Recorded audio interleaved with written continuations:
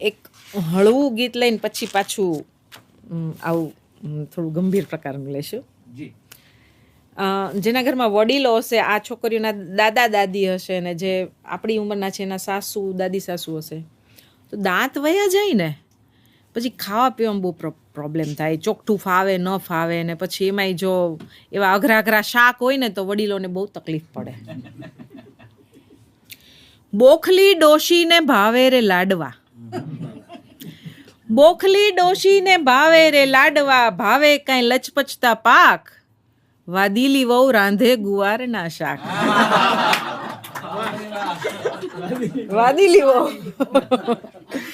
કે બોખલી ડોશીને ભાવે રે લાડવા, ભાવે કઈ લચપચતા પાક, વાદીલી વહુ રાંધે ગુવારના શાક.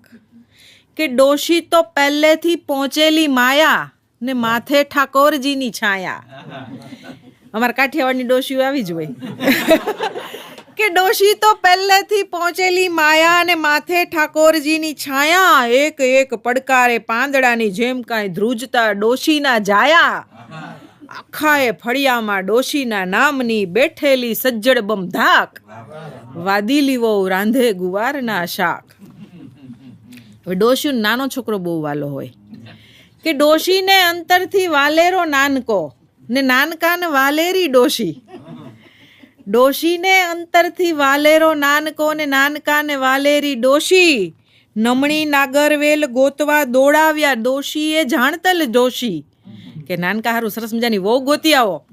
કે ડોશીને અંતરથી વાલેરો નાનકો ને નાનકાને વાલેરી ડોશી, નમણી નાગરવેલ ગોતવા દોડાવ્યા ડોશીએ જાણતલ જોશી.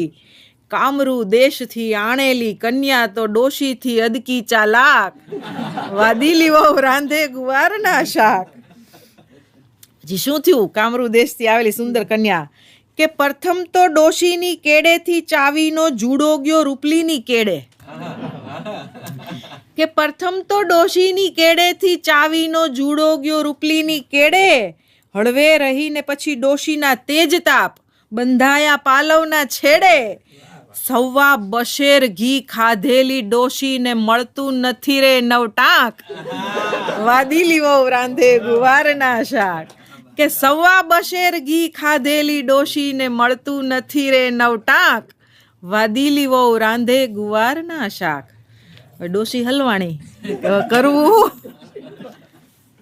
ચમચમતા હથિયારો તળિયે મેલીને પછી પેટીના ઢાંકણા વાખ્યા.